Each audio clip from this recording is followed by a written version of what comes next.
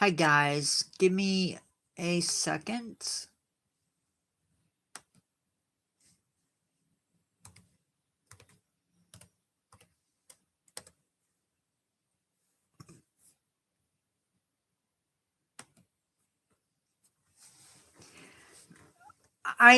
Whoops.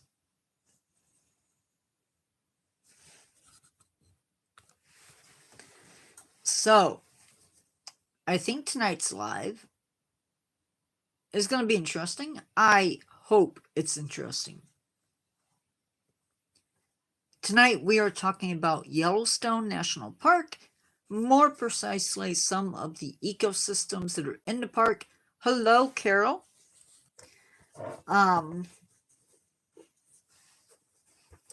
park is an absolutely amazing place.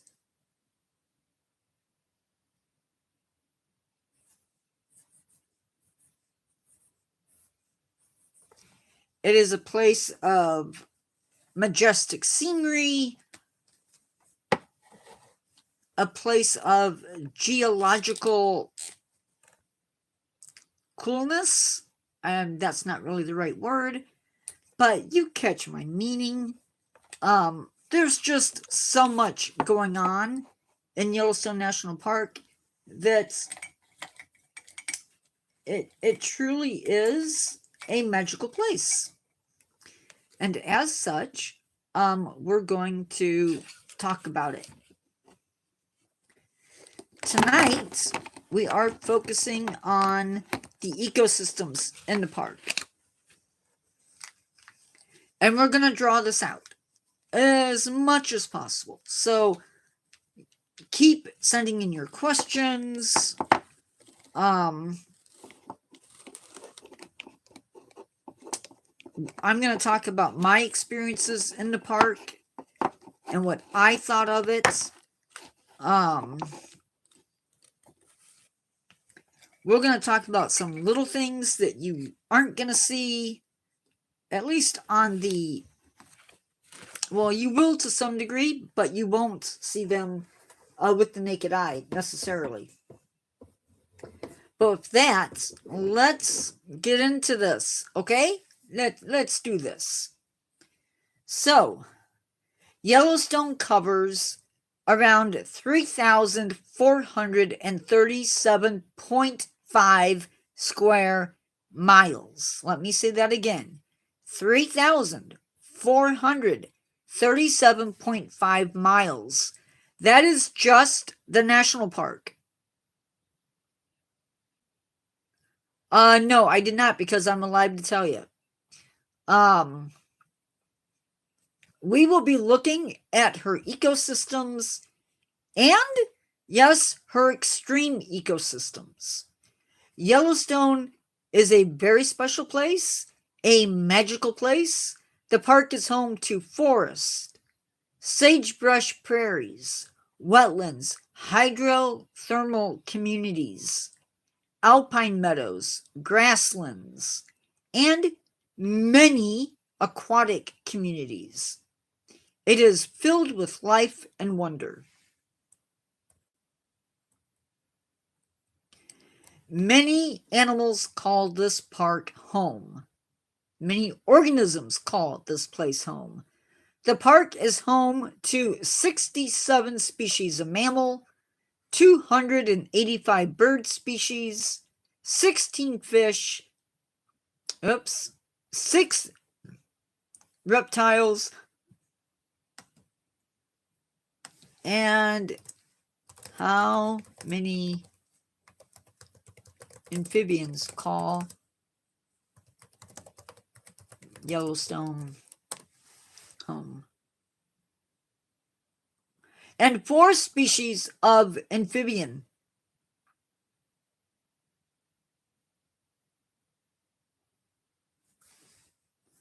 So, not a lot of amphibians live in, maybe 5 species. 5 species. Hi,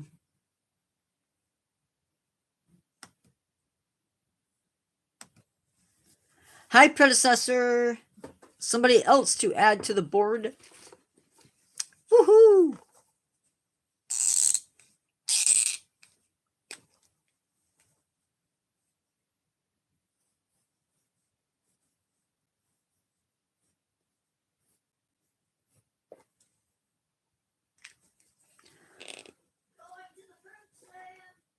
Okay. Sorry about that. But these organisms, there are organisms living in the park that for the most part, you're not really going to notice them. Not in the way you're going to notice a bison or an elk or a bear. Because these guys live in the hottest parts of the park. They are thermophils. And you're like, huh? What? Thermophils.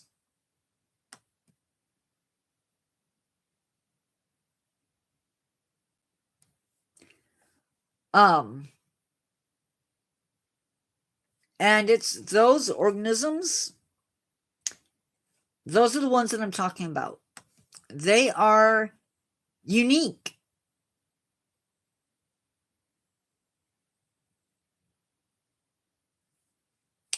I am going to do my best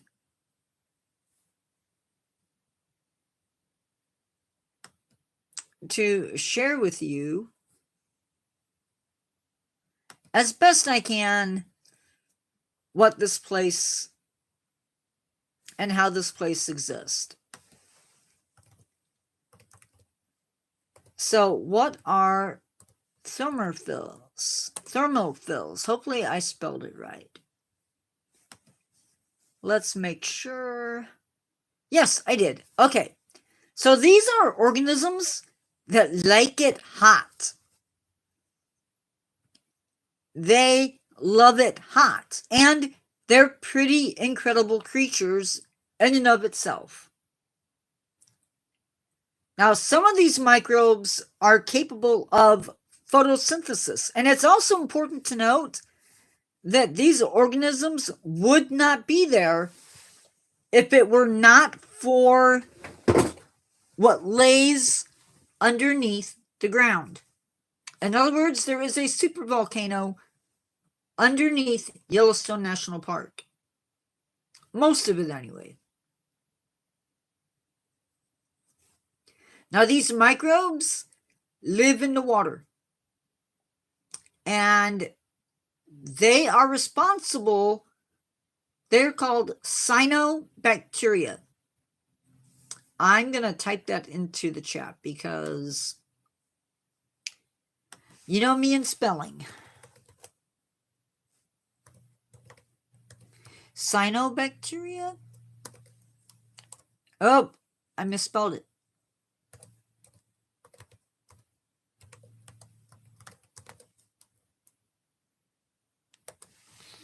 Now, these are not bacteria in the sense that they're bacteria. This is blue-green algae, or at least a form of it. Now, what's cool about it is it's capable of photosynthesis. That means that it's taking oxygen and light and water and making food. But they also give some of these pools that you see from Yellowstone their color. Amazingly.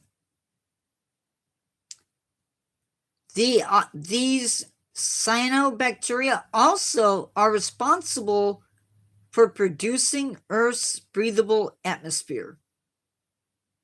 Believe it, it's true. They did. And I'm not done. Some of these organisms can actually oxidize arsenic. That's right, arsenic. And they can turn it from deadly to sort of deadly. Don't ask me how. I'm not a chemist. But I'm not done yet. One of these organisms is capable of dealing with temperatures as high as 113 degrees Fahrenheit or 45 degrees Celsius. And I'm not done yet. There's another one that can take 135 degrees Fahrenheit or 57 degrees Celsius. And I'm not done yet. There are still more organisms who can withstand up to 126 degrees, 165 degrees, and 185 degrees.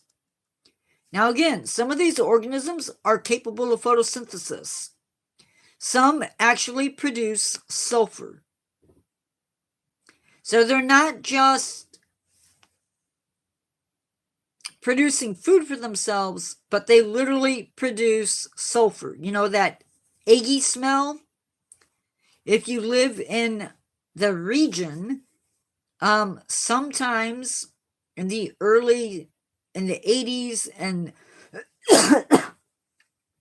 and the 70s, the air would smell like sulfur, rotten eggs. Well, these bacteria can actually produce that. Some of them make use of hydrogen sulfide and carbon dioxide to produce energy. And I'm not done yet, because there are viruses living in these waters that attack the microbes. How crazy is that? Now, we're going to talk about some of the forest in these parks. So, in order to get into the parks, you have to go up and over the mountains and then down again. Well, if you go up a mountain, you encounter many different ecosystems. Very busy little guys. My mountain, because we always hear about purple mountain majesties, they're going to be purple. And I may have talked about this in the video.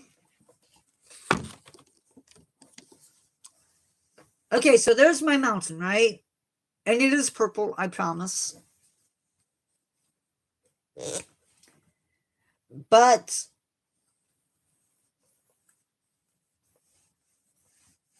part of mountains, you know, you're going to have your typical trees, right? Your deciduous trees. Meaning that you have quaking aspen, cottonwood, stuff like that growing. But as you move up this mountain, you start getting into pine trees. And now it's going to go so high. And then when you're done with that, you get into alpine meadows. Now, they don't really go that high. I'm not sure how high they go. But in Yellowstone, you encounter that. And you'll see that. So they have several different type of pine forest. They have lodgepole pine, spruce fir forest, white bark pine forest, and Douglas firs forest. Now, you're also going to come across stands of quaking aspen. You're going to find other forests that we're going to talk about called riparian forest. These are forests where they can be found along streams or maybe rivers. And here is a unique situation because out west, they have cottonwood trees. Just like we do in my area. No. Not a good place to find Christmas trees. The cottonwood trees will grow where there is water. So you see a lot of them. You're also going to find willows. Now, these willows usually don't get very tall. They're going to be shrubs for the most part, but there might be some taller ones. But another thing about Yellowstone that is just as important as the pine trees is a force of nature. And no, I am not talking man.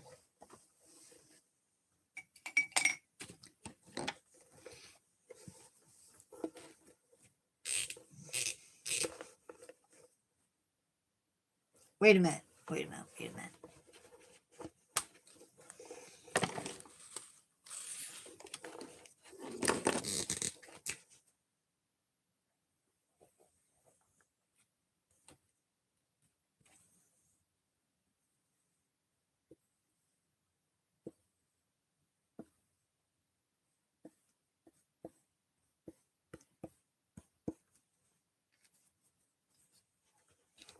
Okay.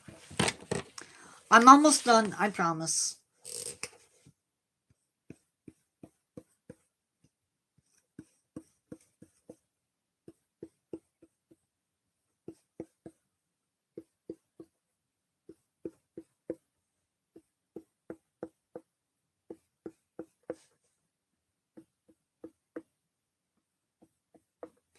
Okay.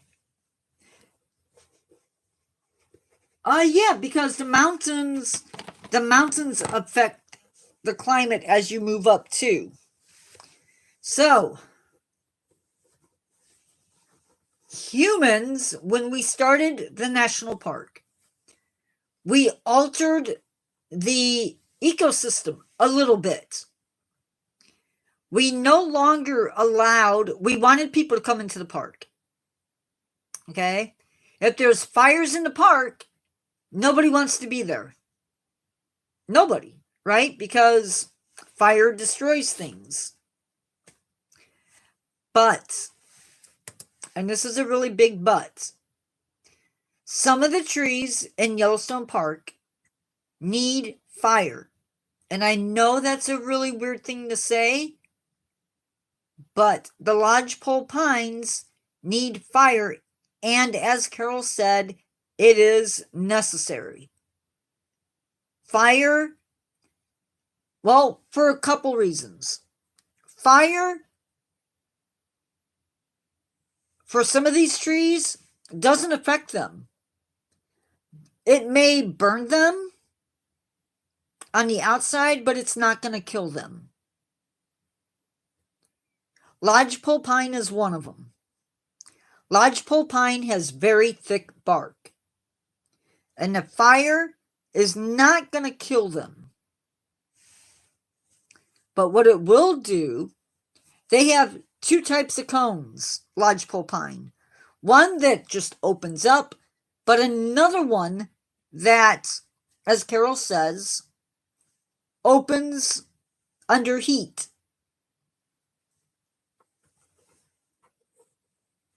Now, what humans did is we said, we're not gonna have fires because fire is bad. Fire destroys things. It takes lives. It kills animals. But the Native Americans, they already knew this. They already knew that fire was a mixed blessing. They knew that fire is restorative.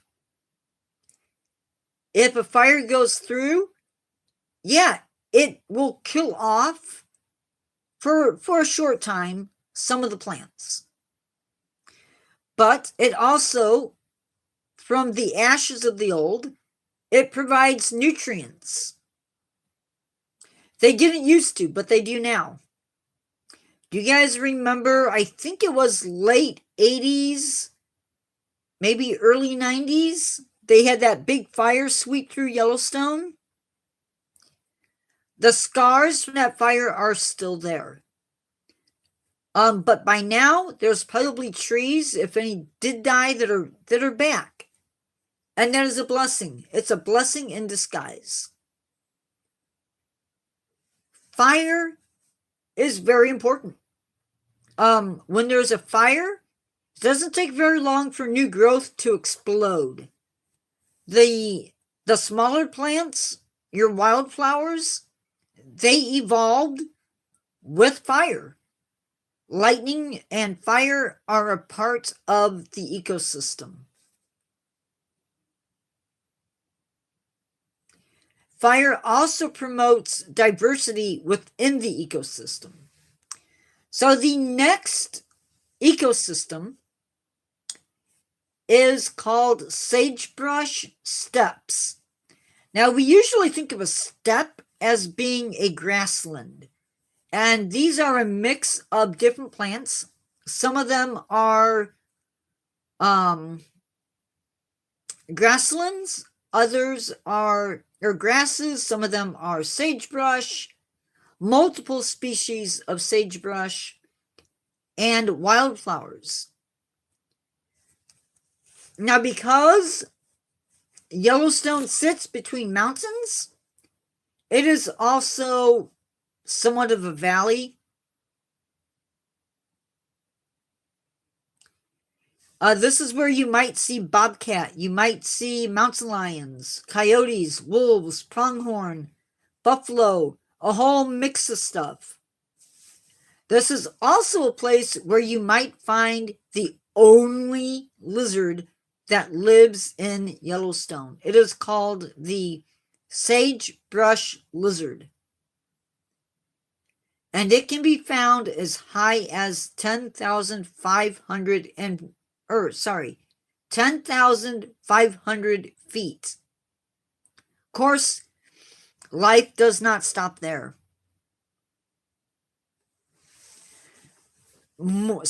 Surprisingly or not, there's also a lot of water in Yellowstone.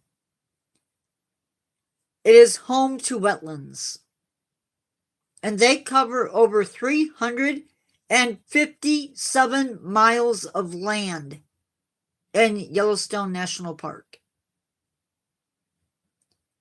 44% of that is lakes and ponds. 4% are rivers and streams. And 52% of that area is wet for part of the year and dry for the other part. And they are home to a mix of plants, some of which can only be found in Yellowstone.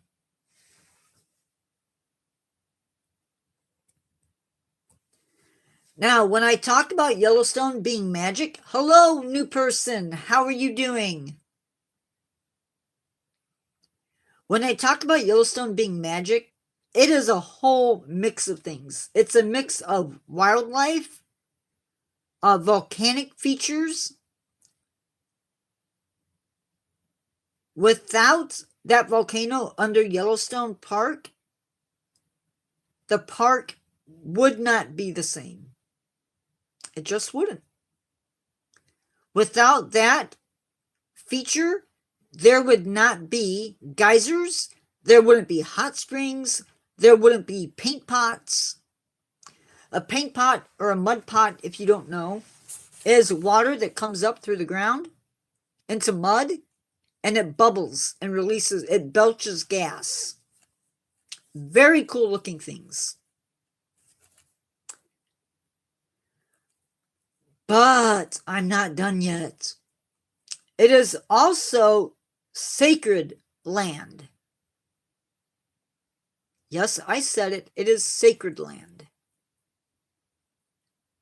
Not just for us, but it is believed that it was considered sacred for up to 26 different tribes.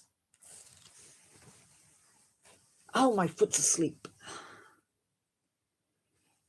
26 different tribes have an ancestral connection to the land.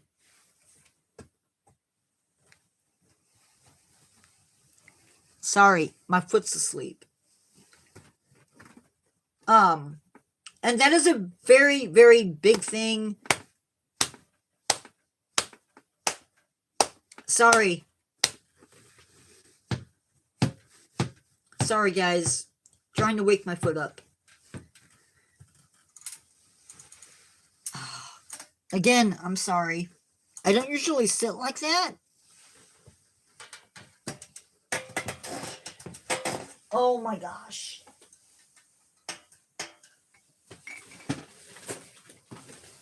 That hurts, that hurts, that hurts.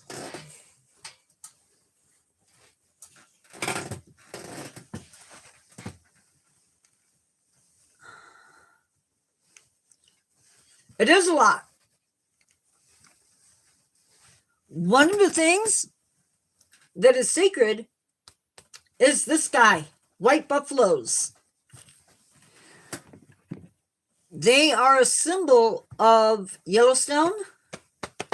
Okay, we're not talking about my booty. There's not much there. Sorry. Sorry for any kids that might be watching. But we are not done yet. We're not done yet. We are not done yet. Almost, but not yet. So Yellowstone is big. We've already decided that. But there is a whole nother level to Yellowstone. There is the greater Yellowstone ecosystem. And it covers 34,375 square miles outside and including Yellowstone. It includes not one, but 2 national parks, 8 national forests, portions of an Indian reservation. It is an incredible area. Now, the park and its creatures may come under attack at times, and they have. In the early days of the park, no joke, you could come into the park, there would be bleachers set up by the dump. A ranger would meet you there, and you would watch the bears come to the dump and eat.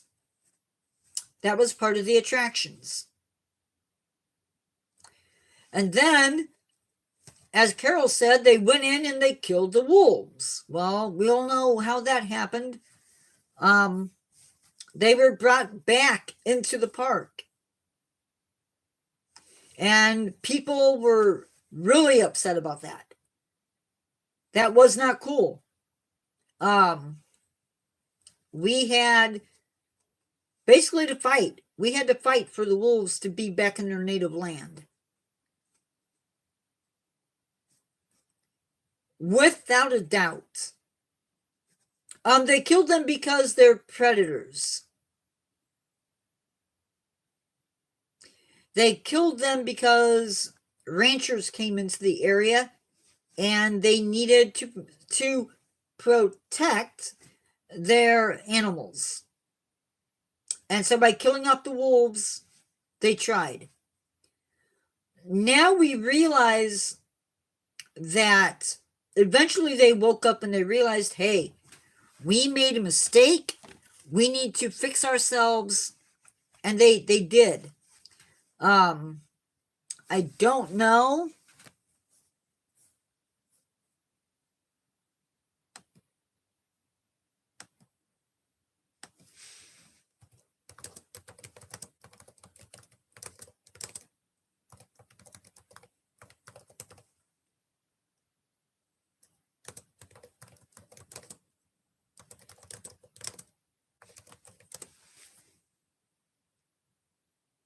As of January 2024, there are at least 124 wolves in Yellowstone, divided up amongst 10 packs. So there are wolves now in Yellowstone, and it is amazing. And they needed to be there. And I've talked about apex predators before on this channel. I will probably talk about them again. They are so vital because they help keep the elk and all of the other animals healthy.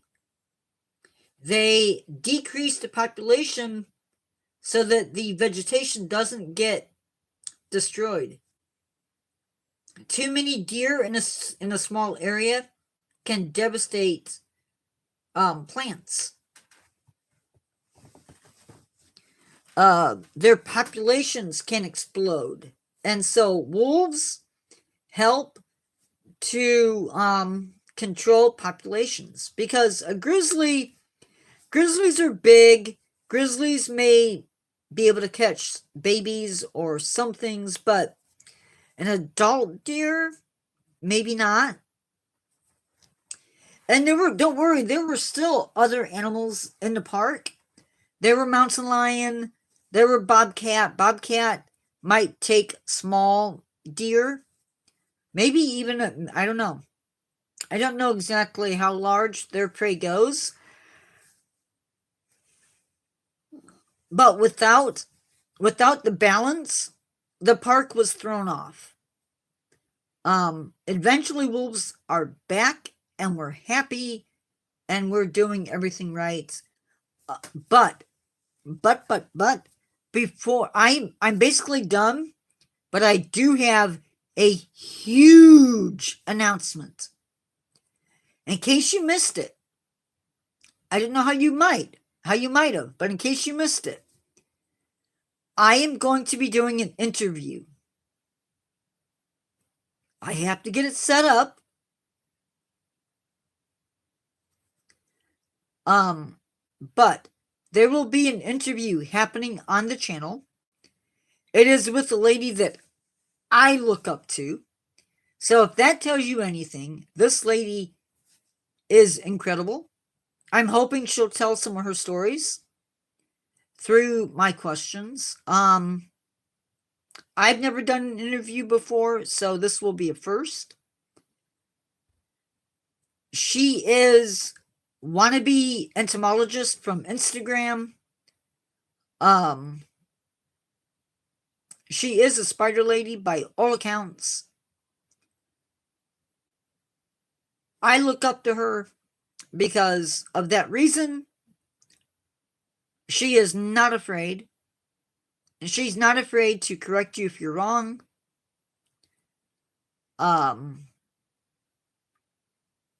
She is from Australia, but not a native. Yes. Huntsman spiders, to be precise, and other stuff as well. But she's going to talk to us, hopefully, about some of her animals.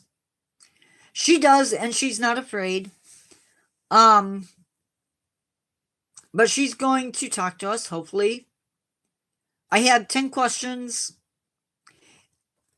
If she agrees to it, and I get lots of comments on her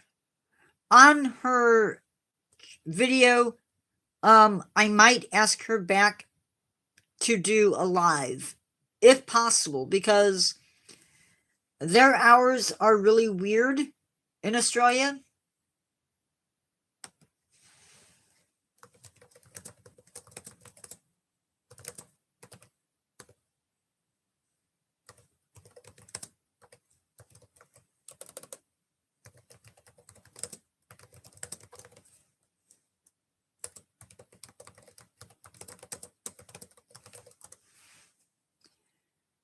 So right now, It is 10:35 in Australia, and it is 7:35 my time. It is, by the way, it is Saturday there. So, and she hasn't responded to me yet that I know of. I have a friend who is helping me figure out how to do Zoom. Because that's going to be a thing. AM, yes, 10:35 AM. Hopefully she has.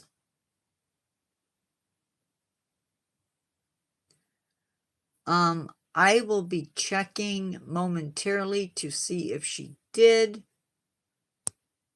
Because, yeah, it is a big time difference. That's why I'm hoping she'll do it. That, and if she does decide to do it, I want to have a lot of people here.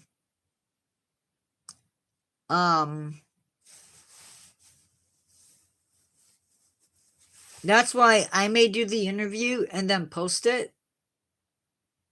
Yeah. For sure. We're going to do it on Zoom, I think. And then I will have to figure out how to download it and everything. But that is something that is going to happen.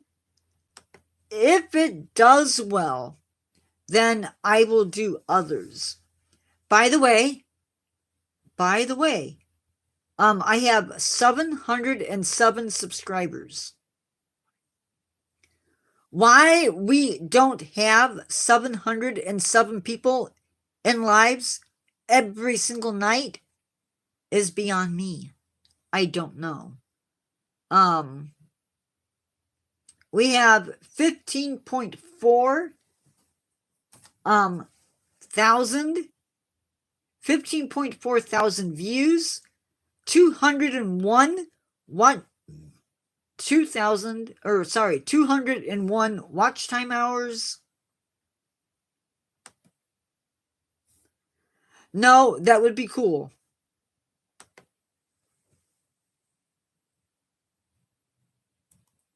And we have 1,622 public watch hours. So amazing. Let me show you the little line graph there, whatever you want to call that. We are more than halfway to our goal.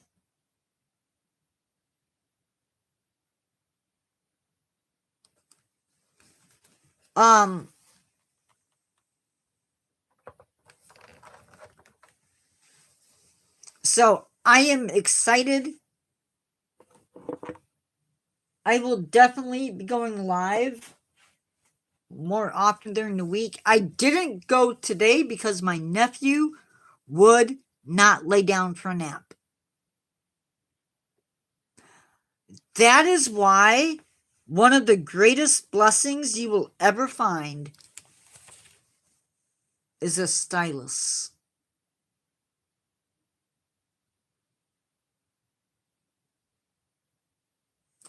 My nephew would not take a nap. Could not get him to take a nap. Eventually he did. Around 3:30.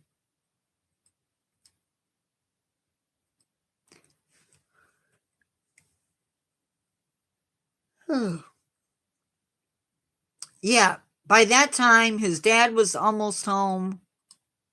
Not quite, because they came home late.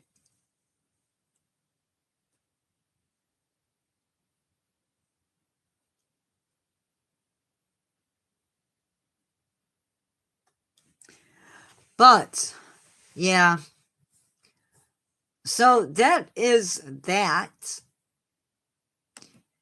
I wish we had. Why, when I think I have a live that is really, really cool, does nobody show up? Makes no sense to me.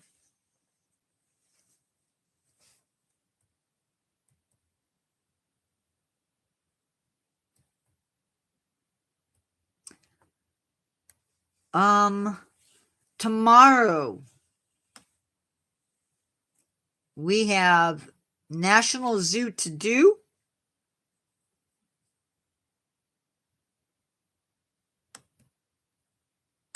And there's not, surprisingly, you don't know how I don't know how it works. How does what work?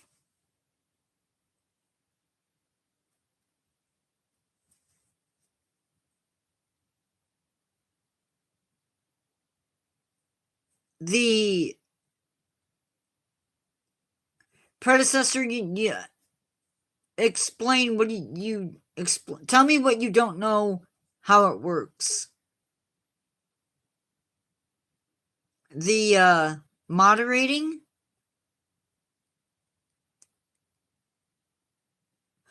Neither do I. I think it's based on people having stuff to do. Like Michael works. So he's not always going to be here. By the way, super proud of that guy. He still has a little bit of bite to him. Not going to lie. But last live, he was decent.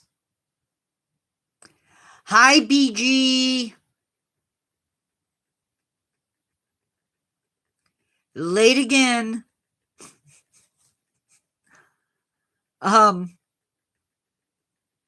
So tomorrow we are doing National Zoo to do, and we are doing that on Tuesday? No, Saturday at 6 p.m. We're doing National Zoo to do. Well, make sure you give us a like. 5 people and only 2 likes. Come on, people. Come on. You're holding out on me.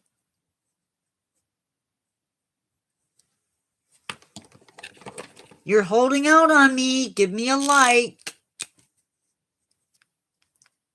Boy, I can say that. Because you's family. I lost my board.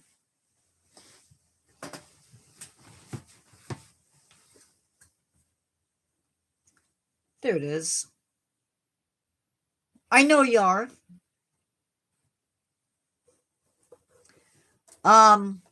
So Tuesday, at September 7th, National Zoo to do.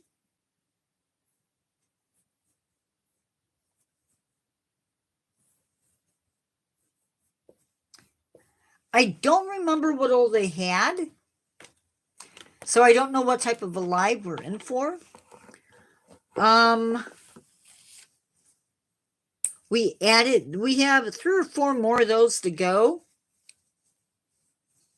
Yes, that's Saturday. Then Tuesday, we are doing ecological relationships. So we're going to be talking about mutualism, commensalism, and I almost said botulism. That's not right. Botulism is a disease. So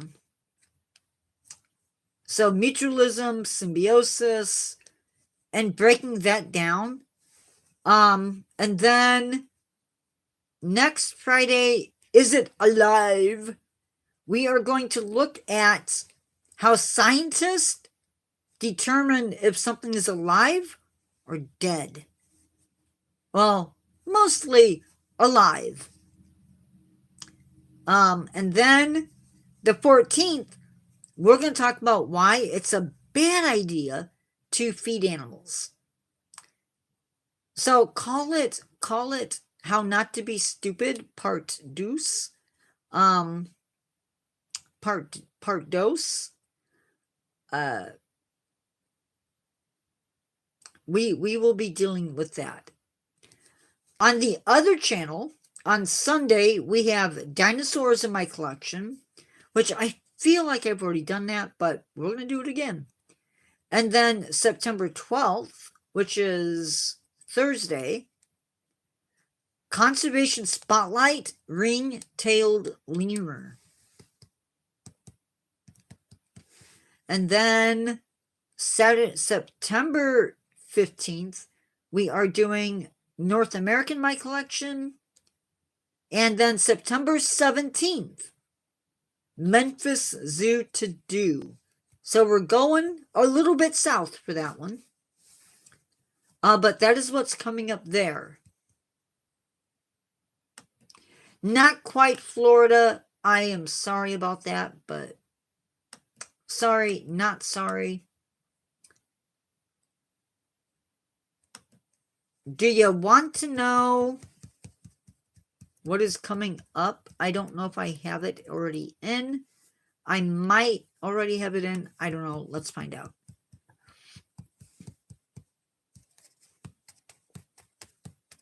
I will be filming shorts tomorrow,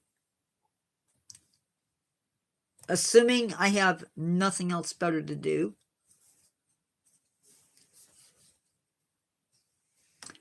It is quite possible that if it isn't already planned, Massasauga is eastern rattlesnake. It's a type of pygmy rattlesnake.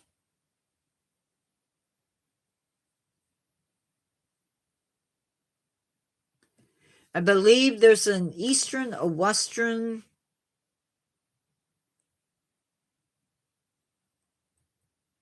and we are lucky to have the eastern.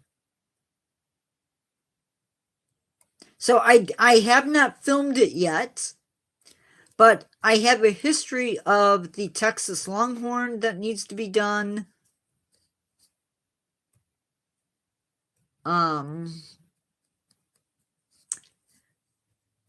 So here's my problem at the moment. I have a couple of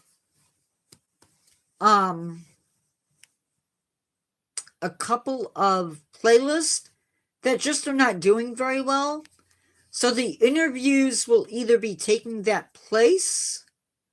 I won't be erasing videos because you do that and you fall into a hot mess. So that's not happening. Hopefully you guys watched the Hottentot Fig episode or videos. Very cool, interesting plant. And some of my better artwork is in the Hottentot Fig video. The Creeping Bahani has no video. Nobody's watched it. We have one more of those videos, and then we're going to be talking about Narcissus as a poisonous plant. And then we are talking about the Green Hydra. That will wrap up. No, I'm sorry. We are talking about the koala as an endangered species. That will wrap up these videos. And then next week, we are doing habitat fragmentation, platypus as a poisonous or venomous animal. It is not poisonous. Okapi as an endangered species. Honey badgers bite force. Amphibians as a group. Corvus the crow, which is a constellation. And king cobra, would it make a good pet? And then the following week, we are doing Bengal tiger, would it make a good pet? Velvet ants, poisonous animal. Walking catfish.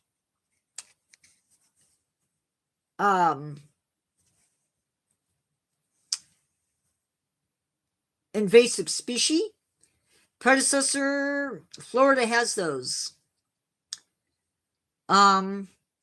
Indian rhino versus woolly rhino for who's larger.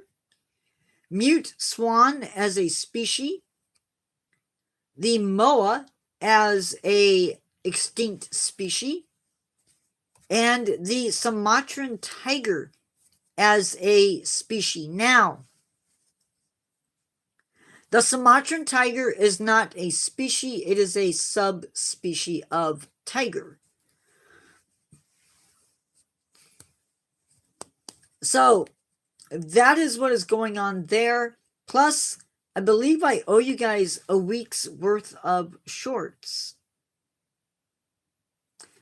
But it is what it is. And, of course, I need to work on Instagram a bunch more. I will be going live. I'm going to switch it up probably next week, assuming he takes naps. And I will be going live once or twice on the other channel during the day, and maybe a couple times on the regular channel, because it does seem to be working. There's like a direct correlation between me being on at that time and everything else. Oh, 3 likes. Good job. Good job.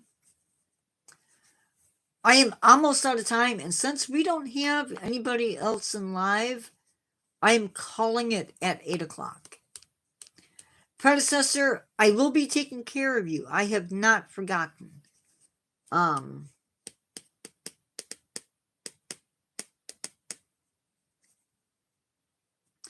I've even been thinking, I don't know if I like the idea or not,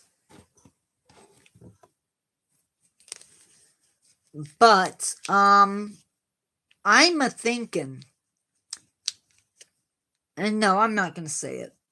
I'm not gonna say it. Not yet. I'm not gonna jinx myself.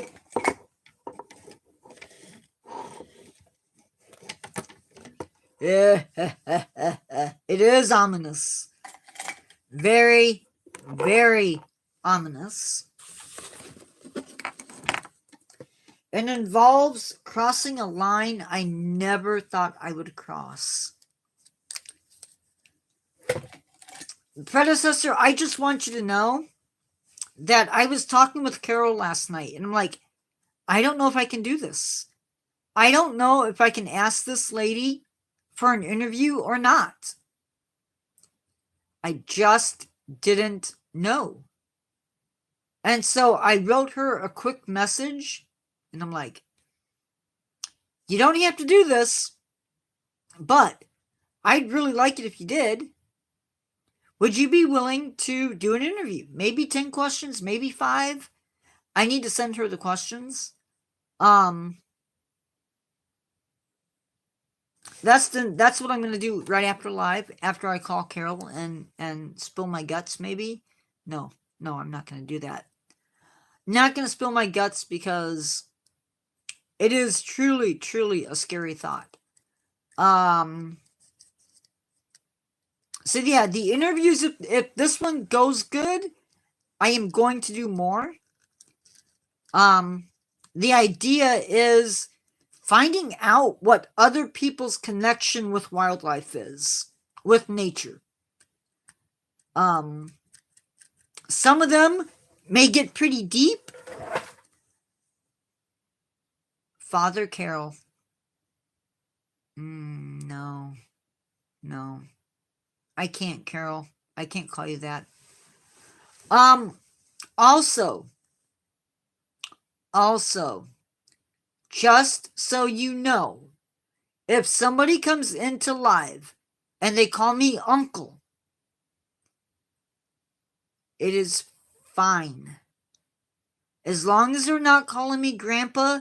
But even then, I'm like, if they're calling me grandpa, at least they're not calling me something I don't want to be called. Yeah, so for future reference, being called uncle is fine. It's a show of respect in certain cultures. So just FYI. Being called uncle is a sign of respect. Grandpa, I'm not sure.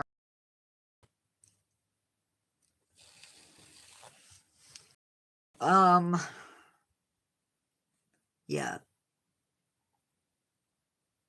I'm worried that we insulted.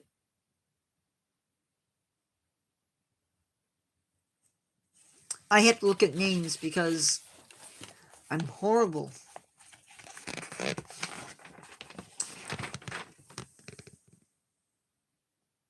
And of course, now I can't find his name.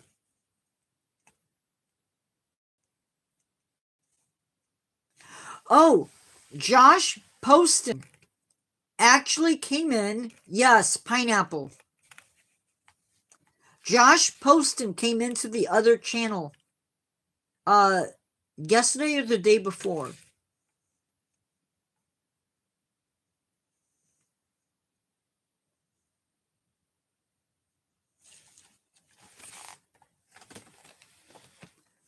I worry about him. I'm worried about him. About pineapple. So just FYI, keep him in your thoughts. I know, but I still worry. I can't help worrying. It's in my genes. Hello, third person, whoever you are. I was talking about kids and about how some of the kids were causing issues. He's not like a bad kid. He's never given me a reason to feel like I need to say something to him. But I still worry about him.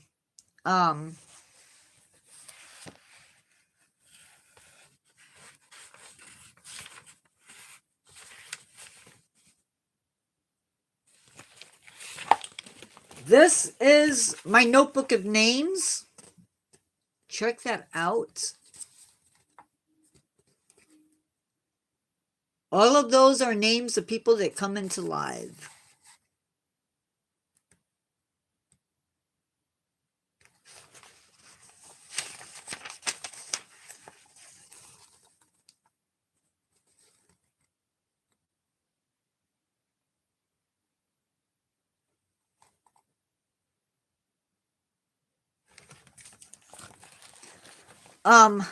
Unfortunately tonight, slim pickings. Oh, 4 people in live. Give me a reason to stay just a little bit longer, guys. Say your name, and maybe where you're from. Don't make me sing. It will only hurt your ears. I like Jake. Jake and the other Josh.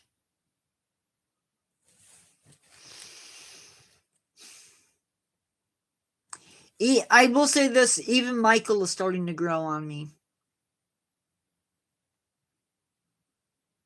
Ever so slightly.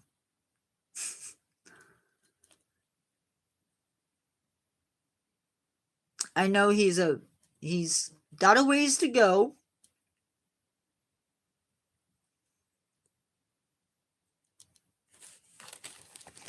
Let's see.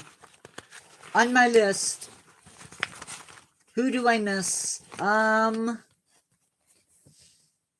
Dean, that was in live on the day that we did the Philippines crocodile. She was awesome. AG. BG? iCup. I just realized iCup is not here.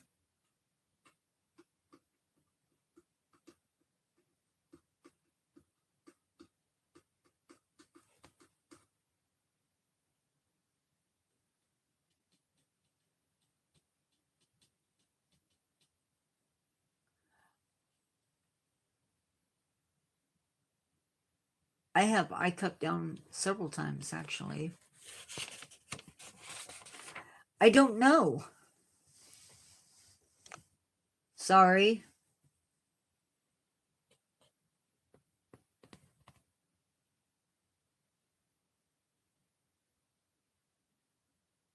Eric, but he's busy. Mark Sanders from Scotland. Josh Poston. Jake. Because I have Jake and Predecessor coming in together. I don't know if that's just when I started keeping track. But those names that I mentioned, if you're out there, sorry, man, I miss you.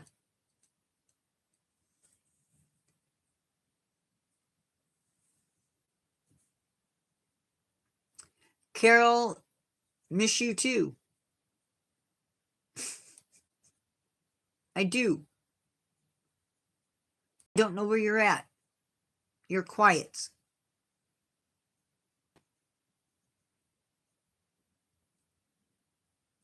Hello, third person that I have no idea who you are. Oh, wait. You know what? Third person might be me.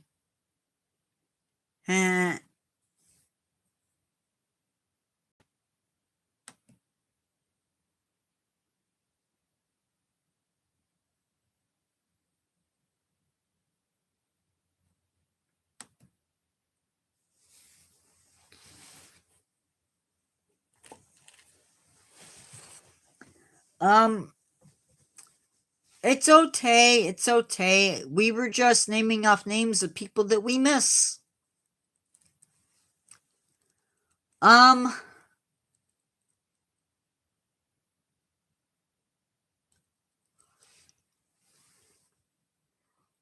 Yeah, Predecessor. One of those people is me, I think. Maybe.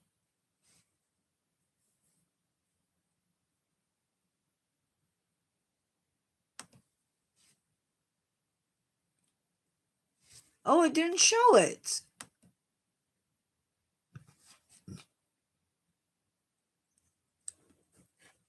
Hello, person out there who I cannot see.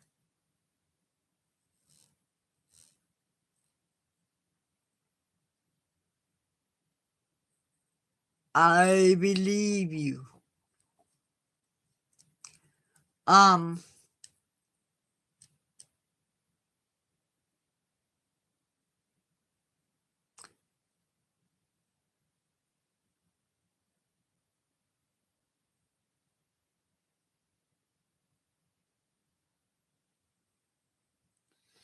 My live on my Chromebook is seriously late.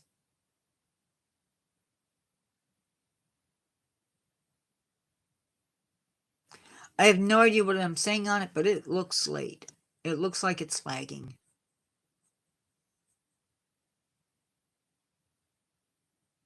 Well, ladies, I think I'm going to say goodnight. So, goodbye.